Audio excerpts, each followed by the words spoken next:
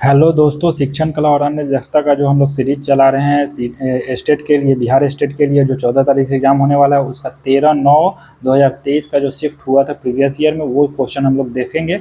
आज maximum question करने की कोशिश करेंगे। 150 क्वेश्चन ऑलरेडी यूट्यूब पर अपलोड कर दिया जा चुका है। आप लोगों को ये देखना है कि पहला क्वेश्चन कह रहा है कि यदि कोई बच्चा कक्षा में उत्तर देने में विफल रहता है, या अगर कोई बच्चा क्लास में कक्षा में उत्तर देने में विफल रहता है तो शिक्षक को सर्वप्रथम क्या करना चाहिए? तो उसे अच्छी तरह से अध्ययन करने के लिए सलाह देनी चाहिए। बिल्कुल सही बात है। सजा देना चाहिए? नहीं, सजा बिल्कुल नहीं देना चाहिए। डांटना चाहिए? नहीं, डांटना भी नहीं चाहिए। और उसकी असफलता का कारण समझना चाहिए। तो सबसे उपयुक्त आंसर क्या हो जाएगा? उसकी असफलता का कारण समझना चाहिए। अगर इनमें से दो सही का अगर विकल्प रहता तो अच्छी तरह से अध्ययन करने की सलाह भी इसमें सही आंसर हो सकता था, लेकिन इसमें से उपयुक्त चुनने के लिए बोल रहा है तो उसकी असफलता का कारण समझना चाहिए, यही उपयुक्त उत्तर हो जाएगा। नेक्स्ट क्वेश्चन की बात करें तो नेक्स्ट क्वेश्चन कहता है कि छात्रों की भागीदारी सुनिश्चित करने के लिए हम क्या उपयोग करते हैं? तो प्रदर्शन उपयोग करते हैं, छोटे आदमी का व्याख्यान उपयोग करते हैं, चर्चा उपयोग करते हैं। तो यही आंसर हो जाएगा, सबसे छात्रों उपयुक्त यही आंसर हो जाएगा कि छात्रों की भागीदारी सुनिश्चित करने के लिए हमें क्या करना चाहिए? चर्चा का उपयोग करना चाहिए। नेक्स्ट क्वेश्चन की बात करें तो इनमें से एक सहकारी शिक्षण का सिद्धांत नहीं है। इनमें से एक सहकारी सिद्धांत का शिक्षण कौन सा नहीं है? तो ऑप्शन देखते हैं, सकारात्मक श्रुतिलेख। तो यही आंसर हो जाएगा। सहकारी शिक्षण का सिद्धांत नहीं है तो सकारात्मक, यहाँ क्या पूछ रहे हैं? नहीं है, तो सकारात्मक श्रुतिलेख हो जाएगा। सहकारी शिक्षण का सिद्धांत कौन कौन सा है? तो आमने सामने बातचीत करना, सामूहिक जवाबदेही और व्यक्तिगत जवाबदेही। यह क्या हो जाएगा? यह सहकारी शिक्षण का सिद्धांत हो जाएगा। नहीं पूछ रहा है तो आपका आंसर क्या हो जाएगा? सकारात्मक श्रुतिलेख। नेक्स्ट क्वेश्चन की बात करें तो नेक्स्ट क्वेश्चन पूछ रहा है कि विशिष्ट आपत्तियों को लिखने के लिए डैश क्रिया का प्रयोग इसे बनाता है। तो डैश क्रिया का प्रयोग क्या बनाता है? तो माध्यम श्रेणी बनाता है, क्रिया उन्मुख बनाता है, विशिष्ट बनाता है। तो उपयुक्त सभी इसका आंसर हो जाएगा। ऑप्शन नंबर डी सही हो जाएगा। नेक्स्ट क्वेश्चन की बात करें तो किसी कार्य के लिए अनुक्रम स्थापित करने की प्रक्रिया है, यानी कि किसी भी कार्य को करने के लिए अनुक्रम स्थापित करने की प्रक्रिया क्या है? तो देखते हैं कि उद्देश्य, तो ये सही है। प्रक्रिया बिल्कुल नहीं। रणनीति ये भी नहीं हो जाएगा। उपयुक्त सभी दिया हुआ ये नहीं हो जाएगा। इसका उद्देश्य ही क्या करता है? किसी कार्य के लिए अनुक्रम स्थापित करने की प्रक्रिया है, तो इसका उद्देश्य ही है। नेक्स्ट क्वेश्चन है कि भ्रमण विधि का विकास। भ्रमण विधि का विकास क्या है? तो सहयोगात्मक प्रवृत्ति है, बिल्कुल सही बात है। रचनात्मक क्षमता है और प्रत्यक्ष ज्ञान है। तो उपयुक्त सभी हो जाएगा। इसका आंसर क्या हो जाएगा? डी आंसर हो जाएगा। नेक्स्ट क्वेश्चन की बात करें तो सभी बच्चों में सीखने की क्षमता खुली है, यानी कि सभी बच्चों में सीखने की क्षमता खुली हुई है। तो किसने कहा था? तो जॉन डेवी ने कहा था? नहीं। फ्रेडरिक हेबर्ट ने कहा था? नहीं। फ्रोबेल ने कहा था। तो ये आपको याद रखना है, इंपॉर्टेंट, इसको इंपॉर्टेंट मार्क कर लीजिएगा कि सभी बच्चों में सीखने की जो क्षमता खुली हुई है, यानी कि सभी लोग सीख सकते हैं, जन्म से लेकर कब्र तक सीखा जाता है। तो ये किसने कहा था? फ्रोबेल ने कहा था। ठीक है। नेक्स्ट क्वेश्चन की बात करें तो इनमें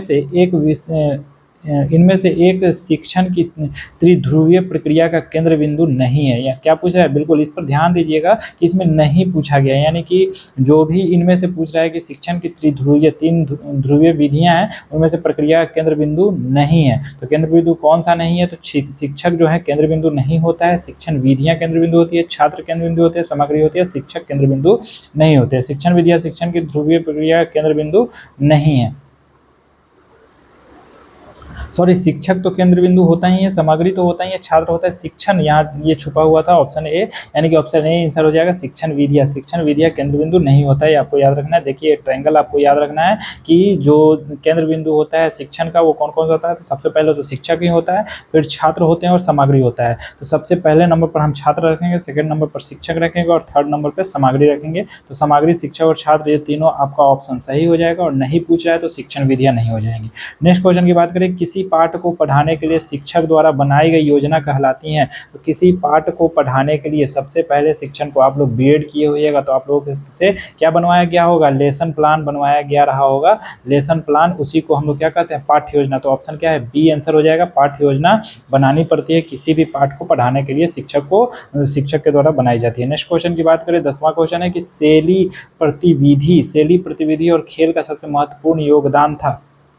तो ये फ्रोबेल ने कहा था कि शैली, गतिविधि और खेल का सबसे महत्वपूर्ण योगदान फ्रेडरिक फ्रोबेल का था। किसका था? फ्रेडरिक फ्रोबेल का था। उनका मानना था कि खेल बचपन में मानव विकास की सर्वोच्च अभिव्यक्ति है। क्या है? खेल जो है बचपन में मानव विकास की सर्वोच्च अभिव्यक्ति है। खेलने से ही बच्चा ज़्यादा विकास करता है, क्योंकि यह अकेले ही बच्चे की आत्मा में जो कुछ है उसकी स्वतंत्र अभिव्यक्ति है। फ्रोबेल के अनुसार खेल में बच्चे प्रत्यक्ष अनुभव के माध्यम से दुनिया के बारे में अपनी समझ विकसित करते हैं। यानी कि ये बिल्कुल सही बात है। अगर आप लॉजिकली सोचेंगे भी तो आपका क्या हो जाएगा, फ्रोवेल के अनुसार भी कथन ये सही है और आप भी सोचेंगे तो ये कथन सही होगा कि बच्चों को खेल कूद करना चाहिए, यानी कि खेल का सबसे महत्वपूर्ण योगदान है, ये फ्रोवेल ने कहा था।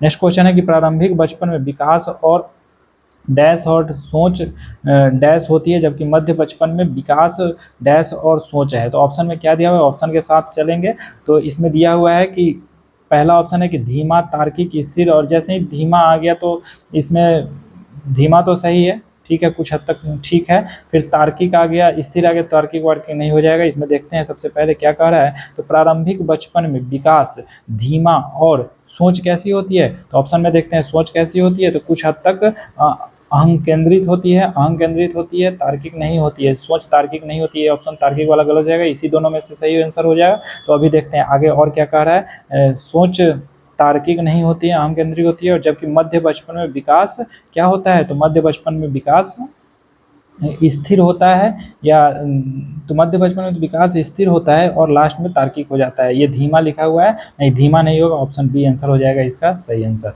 नेक्स्ट क्वेश्चन है कि जीन पियाजे के अनुसार पूर्व संचालन विचार की मुख्य विशेषताओं में से एक डैश है, यानी कि क्या है, तो एक केंद्रीकरण है। तो एक केंद्रीकरण है जो किसी स्थिति के एक पहलू पर ध्यान केंद्रित करने और दूसरों की उपेक्षा करने की प्रवृत्ति को संदर्भित करता है। तो इसका आंसर क्या हो जाएगा, ऑप्शन सी हो जाएगा, केंद्रीकरण हो जाएगा, कि जीन पियाजे के अनुसार पूर्व संचालन विचार की मुख्य विशेषताओं में से एक केंद्रीकरण है जो किसी स्थिति में एक पहलू पर ध्यान केंद्रित करने और दूसरों की उपेक्षा करने की प्रवृत्ति को संदर्भित करता है। नेक्स्ट क्वेश्चन है कि सीखने की मूल्यांकन का मुख्य लक्ष्य क्या है, यानी कि सीखने के लिए मूल्यांकन का मुख्य लक्ष्य क्या होना चाहिए, तो ऑप्शन देखते हैं, किसी मानक या बेंचमार्क से छात्र के प्रदर्शन की तुलना, बिल्कुल नहीं, ये गलत बात है, नेगेटिव हो जाएगा ये।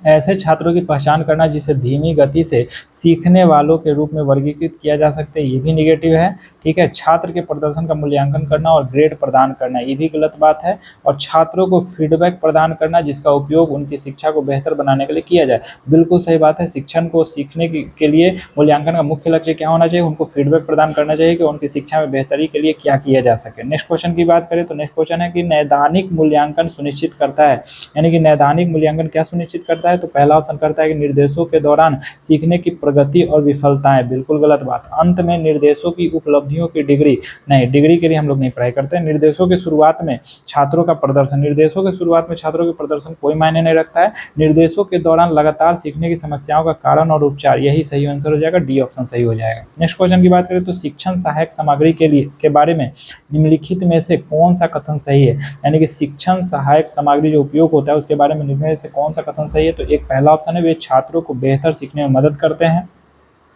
बिल्कुल सही बात है। वे शिक्षण सीखने की प्रक्रिया को दिलचस्प बनाते हैं, बिल्कुल सही बात है। वे लंबी अवधि के लिए अवधारणाओं को बनाए रखते हैं में मदद करते हैं, बिल्कुल। याददाश्त मजबूत करते हैं, क्योंकि अपने आसपास का जो शिक्षण सहायक सामग्री उपयोग में आता है उसे ये तीनों चीज उपयुक्त हो जाएगा, तो उपयुक्त सभी हो जाएंगे। इसका आंसर क्या हो जाएगा, डी आंसर हो जाएगा। नेक्स्ट क्वेश्चन की बात करें तो पुस्तकालय एक ऐसी जगह है जहाँ पर कई किताबें रखी हुई होती हैं, ठीक है, कई किताबें रखी हुई होती है, बिल्कुल सही बात है। पुस्तकालय में तो किताबें ही रखी रहती हैं। कई खिलौने रखे रहते हैं, ये गलत हो जाएगा। कई कपड़े रखे रहते हैं, ये भी गलत हो जाएगा। उसमें से कोई नहीं, तो ये भी गलत हो जाएगा। हमको आंसर सही मिल चुका है, ए आंसर हो जाएगा। नेक्स्ट क्वेश्चन की बात करें तो निम्नलिखित में से कौन सी पुस्तक एक प्रकार है, निम्नलिखित में से कौन सी एक पुस्तक का प्रकार है, तो सामान्य पाठ्य पुस्तक, संदर्भ पुस्तक, तो दोनों एक आंसर सही हो जाएगा, तो ऑप्शन सी, ए, बी सही हो जाएगा, ठीक है। नेक्स्ट क्वेश्चन की बात करें तो नेक्स्ट क्वेश्चन है कि निम्नलिखित में से कौन सा शिक्षकों का गुण नहीं है, यानी कि शिक्षकों का गुण कौन सा नहीं है, तो सहानुभूति बिल्कुल शिक्षकों का गुण है। संचार, ये शिक्षकों का गुण है। रचनात्मक से ईर्ष्या नहीं करना चाहिए, किसी भी शिक्षक को अपने बच्चों से या अपने कलीग से ईर्ष्या नहीं करना चाहिए। तो और भी यहाँ दिया हुआ है कि शिक्षकों के गुण क्या क्या हो सकते हैं, तो निष्ठावान और समर्पित होना चाहिए, अच्छा संप्रेषण कौशल होना चाहिए, सभी बच्चों के प्रति निष्पक्ष होना चाहिए, विद्यार्थियों के हित का ध्यान रखना चाहिए, और एक अच्छा वक्ता और श्रोता और बच्चों का मित्र होना चाहिए, ठीक है। नेक्स्ट क्वेश्चन है कि एक शिक्षक के निम्नलिखित में से कौन सा व्यक्तिगत गुण शिक्षक को प्रभावी करता है, यानी कि शिक्षक का जो व्यक्तिगत गुण क्या होना चाहिए जो शिक्षक को एक अलग शिक्षक बनाता है, प्रभावी करता है, तो वह संवेदनशीलता है, ठीक है। प्रबंधन क्षमता तो सब में होती है, सब में हो सकती है। सामाजिक कौशल, ये संवेदनशीलता जो है ना, किसी भी शिक्षक को एक व्यक्तिगत गुण के रूप में परिभाषित करेगा तो वो एक प्रभावी शिक्षक के रूप में उभर करके आएगा। नेक्स्ट क्वेश्चन है कि उच्च शिक्षा में शिक्षक की भूमिका क्या होती है। तो उच्च शिक्षा में शिक्षक की भूमिका क्या होती है उसको देखते हैं। ऑप्शन है छात्रों में स्वयं सीखने को बढ़ावा देना। ठीक है, उच्च शिक्षा में शिक्षक की भूमिका ये होती है कि छात्रों में स्वयं सीखने की बढ़ावा देना, ये सही आंसर हो जाएगा। छात्रों को जानकारी प्रदान करना बिल्कुल गलत बात है। छात्रों को उनकी समस्या का समाधान करने में मदद करना, ये भी सही बात है। लेकिन शिक्षक की भूमिका, उच्च शिक्षा में भूमिका पूछ रहे हैं, उच्च शिक्षा में ये सारे हो जाएंगे, लेकिन उच्च शिक्षा में पूछ रहा है तो छात्रों में स्वयं सीखने को बढ़ावा देना। आप लोग देखते हो कि पीएचडी में क्या होता है, थीसिस लिखा जाता है, आप लोग प्रोजेक्ट बनाते हैं, करके देखते हैं। तो उच्च शिक्षा में शिक्षक की भूमिका होती है छात्रों में स्वयं सीखने की बढ़ावा देना। नेक्स्ट क्वेश्चन की बात करें तो मूल्यांकन प्रक्रिया संबंधित है, यानी कि मूल्यांकन प्रक्रिया किससे संबंधित है, तो संबंध सीखने की प्रक्रिया से। तो बिल्कुल सही बात है कि संपूर्ण सीखने की प्रक्रिया से मूल्यांकन प्रक्रिया संबंधित है। नेक्स्ट क्वेश्चन है निम्नलिखित में से कौन सा मूल्यांकन का उपकरण नहीं है। निम्नलिखित में से कौन सा मूल्यांकन का उपकरण नहीं है, तो इसका बी आंसर हो जाएगा प्रोजेक्ट रिपोर्ट।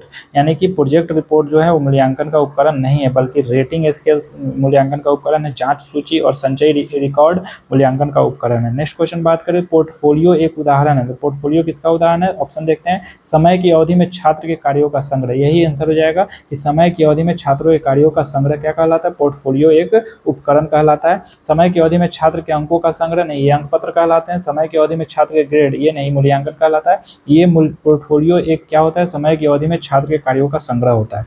खेल का उद्देश्य क्या होता है, तो खेल का उद्देश्य शारीरिक विकास होता है, नैतिक विकास होता है, उपरोक्त। चलिए, शारीरिक, खेल का उद्देश्य ही होता है शारीरिक विकास करना और नैतिक विकास करना, तो उपयुक्त तो दोनों हो जाएगा, ऑप्शन नंबर सी हो जाएगा। नेक्स्ट क्वेश्चन है कि मनोवैज्ञानिक आधार को ध्यान में रखते हुए पाठ्यक्रम के विकास में अपनी भूमिका निभाता है। यानी कि मनोवैज्ञानिक आधार को ध्यान में रखते हुए पाठ्यक्रम में के विकास में अपनी भूमिका निभाता है। तो क्या है, विद्यार्थी की भावना, विद्यार्थी का स्वभाव, विद्यार्थी की खुशी, विद्यार्थी की आवश्यकता। तो विद्यार्थी का जो मनोवैज्ञानिक आधार को ध्यान में रखते हुए पाठ्यक्रम के विकास में अपनी भूमिका निभाता है, तो विद्यार्थी की भावना हमारे अनुसार आंसर हो जाना चाहिए। देखते हैं आंसर क्या है। तो आंसर दिया हुआ विद्यार्थी की आवश्यकताएं। ठीक है, भावना भी हो सकता है, लेकिन भावना यहाँ सबसे उपयुक्त पूछ रहा है, तो विद्यार्थी की आवश्यकताएं हो सकती है। चलिए इसकी व्याख्या थोड़ा देख लेते हैं कि पाठ्यक्रम विकास के मनोवैज्ञानिक आधार पर अपनी भूमिका छात्र की जरूरतों को ध्यान में रखकर निभाता है। मनोवैज्ञानिक आधार पर पाठ्यक्रम विकास में महत्वपूर्ण भूमिका निभाते हैं, क्योंकि समझने के लिए सैद्धांतिक रूपरेखा प्रदान करते हैं कि छात्र संज्ञानात्मक, भावनात्मक और सामाजिक रूप से कैसे सीखते हैं। तो बिल्कुल सही बात है, विद्यार्थी की आवश्यकताओं को ही ये चिन्हित करता है। नेक्स्ट क्वेश्चन है कि भारतीय समाज की विशेषता क्या है। तो भारतीय समाज की विशेषता रूढ़िवादी है, तो ये तो विशेषता में नहीं आता है, ये निगेटिव हो जाएगा। अवैज्ञानिक है, नहीं वैज्ञानिक है। खुला है, तो ये भी निगेटिव हो जाएगा। स्तरीकृत है, तो स्तरीकृत आंसर हो जाएगा, डी आंसर हो जाएगा। चलिए इसका एक्सप्लेनेशन पढ़ लेते हैं। खुला भारतीय समाज की विशेषताओं में से एक है। ठीक है, खुला भारतीय विशेषताओं में से एक है। भारतीय समाज एक बहुलवादी समाज है, जिसमें एक जटिल सामाजिक व्यवस्था है जो जातीय, भाषाई, धार्मिक और जातिगत विभाजनों के भीड़ में विशेषता है। इनमें ग्रामीण, शहरी, आदिवासी समाज और भारतीय लोकाचार वाले वर्गों में रहने के लोग शामिल है। भारत एक ऐसा राष्ट्र है जिसमें हम अनेकता में एकता पाते हैं। विभिन्न जातियों और पंथों, धर्मों और क्षेत्रों, मान्यताओं के लोग एक साथ खुशी से रहते हैं। तो स्तरीकृत भी नहीं हो जाएगा, यहाँ खुला आंसर हो जाएगा। आप लोग खुला आंसर ही लगाइएगा, ऑप्शन डी नहीं होगा, ऑप्शन सी होगा। ठीक है, निम्नलिखित में से कौन सा पाने का कारण नहीं है, यानी कि पाने का कारण कौन सा नहीं है, मानसिक द्वंद्व। सही बात है, पाने का कारण नहीं है। याद रखने की इच्छा पाने का कारण है। याद करने के दोषपूर्ण तरीके याद नहीं है। उपयुक्त सभी हो जाएंगे, इसका आंसर उपयुक्त सभी हो जाएगा। ठीक है, नेक्स्ट क्वेश्चन है कि इनमें से कौन सा कारक सीखने की प्रक्रिया को प्रभावित नहीं करता है। क्या पूछ रहा है, नहीं करता है। तो बुद्धिमत्ता प्रभावित करता है, रुचि प्रभावित करता है, तत्परता प्रभावित करता है, लक्ष्य निर्धारण प्रभावित नहीं करता है। नेक्स्ट क्वेश्चन की बात करें तो श्रव्य दृश्य सहायता सुविधा। श्रव्य दृश्य सहायता सुविधा क्या है, तो बहुसंवेदी होता है, इसका आंसर ये हो जाएगा। नेक्स्ट क्वेश्चन है 30 नंबर और शिक्षण कला से लास्ट क्वेश्चन। डायनेस ब्लॉक का उपयोग किया जाता है। डायनेस ब्लॉक का उपयोग किसके लिए किया जाता है, तो जोड़ने के लिए भी किया जाता है और घटाव के लिए किया जाता है, तो उपरोक्त दोनों हो जाएगा। चलिए नेक्स्ट क्वेश्चन की बात करें तो यहाँ से जनरल सामान्य अध्ययन से क्वेश्चन पूछ लिया कि लाला लाजपत राय को निम्नलिखित नामों से भी जाना जाता था। तो लाला लाजपत राय को पंजाब से वो बिलोंग करते थे, तो इनको शेरे पंजाब से नाम से भी जाना जाता था। ऑप्शन नंबर डी सही आंसर हो जाएगा। नेक्स्ट क्वेश्चन है कि निम्नलिखित में से किस मानसून के कारण भारत में अधिकांश वर्षा होती है। तो आप लोग जानते हैं, आप लोग पहले पढ़ भी सकते हैं, जो दक्षिणी पश्चिमी मानसून होते हैं, इसी के कारण क्या होता है, दक्षिणी पश्चिमी पंजोर से उठ करके हवा, तेज हवा पूरब की ओर बहती है और ये भारत में वर्षा कराती है। नेक्स्ट क्वेश्चन है कि विश्व में इंटरनेट उपयोगकर्ताओं की संख्या सबसे अधिक किस देश में है? तो विश्व में सबसे ज़्यादा इंटरनेट उपयोग करने की सबसे अधिक किस देश में है? तो यूएसए होना चाहिए। बाकी आंसर देखते हैं कि सबसे ज़्यादा चीन में दिया हुआ है, तो चीन और यूएसए। अभी डाटा अपडेट हो गया है कि चीन या यूएसए, तो आपको आंसर चीन हो जाएगा, ठीक है, या यूएसए हो जाएगा, दोनों में से कोई एक हो जाएगा।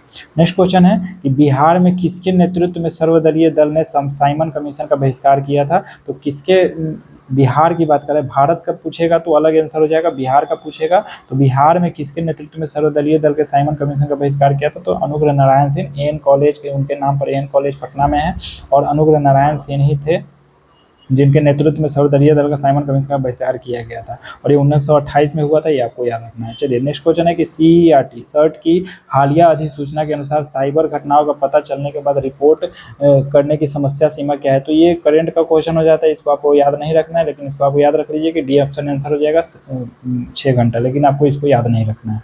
नेक्स्ट क्वेश्चन है कि कांस्य एक मिश्र धातु है, कांस्य एक मिश्र धातु है, साइंस से क्वेश्चन पूछ लिया है, जो निम्नलिखित को पिघलाकर बनाई जाती है। तो किसको पिघलाकर बनाई जाती है? तो टीन और कॉपर। आप लोग बचपन में पढ़े होंगे कि टीन और कॉपर को मिला करके कांस्य बनाया जाता है। नेक्स्ट क्वेश्चन है निम्नलिखित में से हाथियों के बारे में सही कथन चुनना है। तो हाथियों के बारे में सही कथन चुनना है, तो पहला ऑप्शन देखते हैं कि 3 महीने के हाथी के बच्चे का वजन आमतौर पर लगभग 100 केजी होता है। तो बिल्कुल सही बात है, बिल्कुल सही। 100 केजी कुछ ज़्यादा कम नहीं हो गया, 100 केजी नहीं होगा, ये गलत हो जाएगा। बी नंबर देखते हैं कि एक वयस्क हाथी एक दिन में 200 केजी से अधिक पत्तियां और टहनियां खा सकता है। तो ये भी गलत बात है, 200 केजी बहुत होता है, वो नहीं खा पाएगा, ठीक है। तो देखते हैं नेक्स्ट, हाथी जो बहुत आराम नहीं करते, वे दिन में केवल 2 से 4 घंटे ही सोते हैं। बिल्कुल सही बात है। और हाथियों को कीचड़ और पानी से खेलना पसंद होता है। तो बिल्कुल सही बात है। तो डी तो आपको सही पता है, तो डी किसमें है? ये गलत हो जाएगा, ये गलत हो जाएगा, तो डी इसमें है। और बी आपका ऑप्शन 200 केजी है, तो 200 केजी नहीं। एक वयस्क हाथी कितना किलो खाता है? 100 किलो खाता है, उल्टा दे दिए यहाँ पर। यहाँ पर आपका आंसर ए हो जाएगा, सी और डी। नेक्स्ट क्वेश्चन की बात करें तो नेक्स्ट क्वेश्चन है कि बिहार के लोगों के लिए मधुमक्खी पालन कार्यक्रम शुरू करने के लिए वर्ष की सर्वोत्तम अवधि निम्नलिखित में से कौन सी होती है? तो अक्टूबर से दिसंबर, ठंडे के महीना में ये होता है, आपको याद रखना है। निम्नलिखित कथनों में से पढ़े और सही विकल्प चुने। तो दबाव डालने पर गैस को आसानी से संपीड़ित किया जा सकता है, ठीक है। और जब हम किसी गैस पर दबाव डालते हैं तो गैसीय कणों के बीच अंतर आणविक स्थान कम हो जाता है और यह संपीड़ित हो जाता है। तो ये रीजन और इसका ये दिया हुआ है, कारण और कथन और कारण वाला क्वेश्चन है। तो फिर से एक बार पढ़ते हैं कि दबाव डालने पर गैस को आसानी से संपीड़ित किया जा सकता है। अच्छा ठीक है, ये सही बात है कि दबाव डालने पर गैस आसानी से संपीड़ित किया जा सकता है। नेक्स्ट देखते हैं कि जब हम किसी गैस पर दबाव डालते हैं तो गैसीय कणों के बीच अंतर आणविक स्थान कम हो जाता है और यह संपीड़ित हो जाता है। तो ये भी सही बात है। तो मेरे अनुसार तो ये दोनों सही है। दोनों सही के लिए क्या है? ए और आर दोनों सही है, और आर ए की सही व्याख्या नहीं करता है। तो देखते हैं कि इसका एक्सप्रेशन क्या है। मेरे अनुसार तो दोनों सही है, व्याख्या भी कर रहा है, लेकिन यहाँ देख लेते हैं। दबाव डालकर गैस को आसानी से संपीड़ित किया जा सकता है। जब हम किसी गैस पर दबाव डालते हैं तो गैसीय कणों के बीच अंतर आणविक स्थान कम हो जाता है और वह संकुचित हो जाता है। कथन और कारण दोनों सही है, लेकिन कारण कथन की व्याख्या नहीं कर रहा है, ऐसा ये बता रहा है, लेकिन व्याख्या भी कर रहा है। ये हमारे अनुसार से तो दोनों सही है, और आर ए का ये सी आंसर हो जाएगा, लेकिन डी दिया हुआ है, तो देख लीजिएगा आप लोग। नेक्स्ट क्वेश्चन है निम्नलिखित में से कथन ए और बी पर विचार करें। मनाली में घरों का निर्माण लड़की दे दिया हुआ है, लड़की, यहाँ क्या हो जाएगा? लकड़ी से किया जाता है। मजबूत बांस के खंभों पर तिरछी छतें बनाई जाती हैं। मनाली में बहुत अधिक बारिश और बर्फबारी होती है। तो 3 ये कथन दिया हुआ है, इसमें से हम लोगों को देखेंगे ये ऑप्शन के अनुसार क्या सही है। तो मनाली में घरों का निर्माण जो होता है लकड़ी से किया जाता है, बिल्कुल गलत बात है, लकड़ी से नहीं किया जाता है। नेक्स्ट क्वेश्चन की बात करें, नेक्स्ट ऑप्शन की बात करें तो बी क्या करें? मजबूत बांस के खंभों पर तिरछी छतें बनाई जाती है और मनाली में बहुत अधिक बारिश और बर्फबारी होता है। तो बी भी सही हो जाएगा, इसका आंसर बी भी सही हो जाएगा। यहाँ पर ए और बी यहाँ पर कुछ ये विवादित क्वेश्चन है, इसको आप लोग ठीक है देख लेते हैं। ऑप्शन मनाली हिमाचल में भारी मात्रा में वर्षा और बर्फबारी होता है, तो ये तो सही हो जाएगा। और मनाली में घर लकड़ी और पत्थर के बनाए जाते हैं, लेकिन बांस के खंभों का उपयोग नहीं किया जाता है। तो बांस के खंभों का उपयोग नहीं किया जाता है, तिरछी बनाया जाता है, तो ये ऑप्शन गलत हो जाएगा। तो ये विवादित, ये क्वेश्चन गलत है, इसको आपको नहीं देखना है। चलिए ठीक है, नेक्स्ट क्वेश्चन की बात करें। बच्चों में गणित के प्रति सराहना विकसित करने के लिए एक शिक्षक कक्षा में निम्नलिखित गतिविधियां करता है, वह चुने जो उसके उद्देश्य को प्राप्त करने में प्रभावी नहीं है। क्या पूछ लिया? नहीं है। तो एक एक करके ऑप्शन को देखते हैं कि वह अपनी कक्षा में एक गणित का कॉर्नर स्थापित करती है तथा छात्र विभिन्न गणितीय गतिविधियां कर सकते हैं। बिल्कुल गलत बात है, कॉर्नर वॉर्नर कुछ नहीं किया जाता है। वह हमेशा उस छात्र की प्रशंसा करती हैं जो स्नातक परीक्षा में कक्षा में उच्चतम अंक प्राप्त करते हैं। तो यही बात सही हो जाएगा। क्या करें कि बच्चों में गणित के प्रति सराहना विकसित करने के लिए, तो सराहना विकसित करने के लिए यही सही हो जाएगा।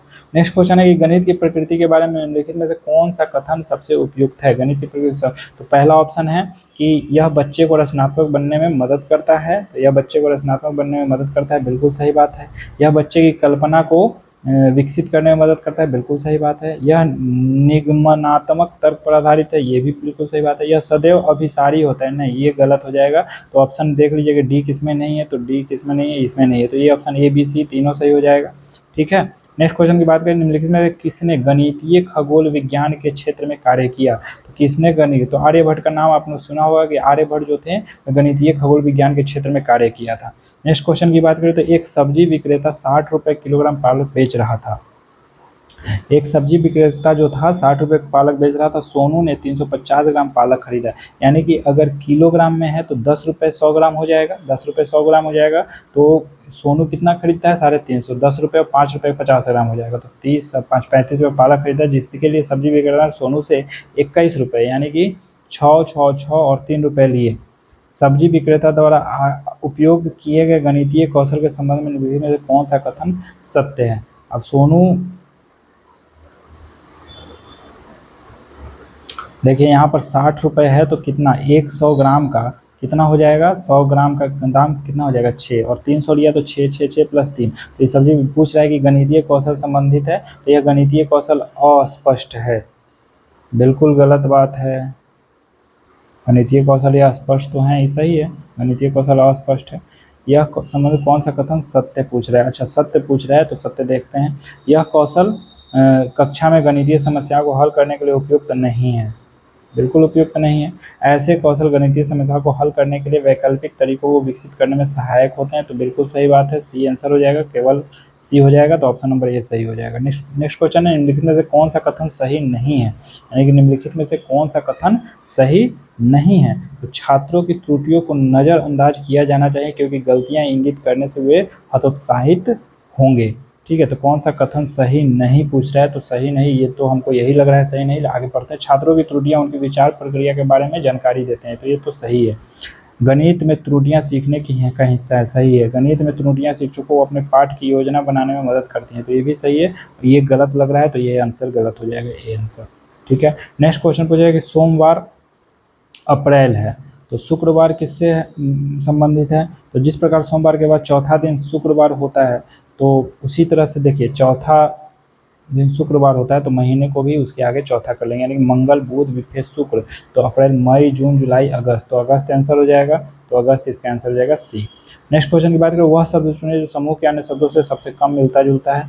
तो गुर्दा, दिल, कान, फेफड़ा, ये सब जो है ये अंदर शरीर के इंटीरियर में पाया जाता है, डी जो है बाहर पाया जाता है, तो इसका आंसर डी हो जाएगा। नेक्स्ट क्वेश्चन की बात करें कि 60 का डबल क्या होता है? 120, 120 का डबल 240, और यहाँ 15 का 30 का आधा 15 और 15 का आधा 7.5। ठीक है,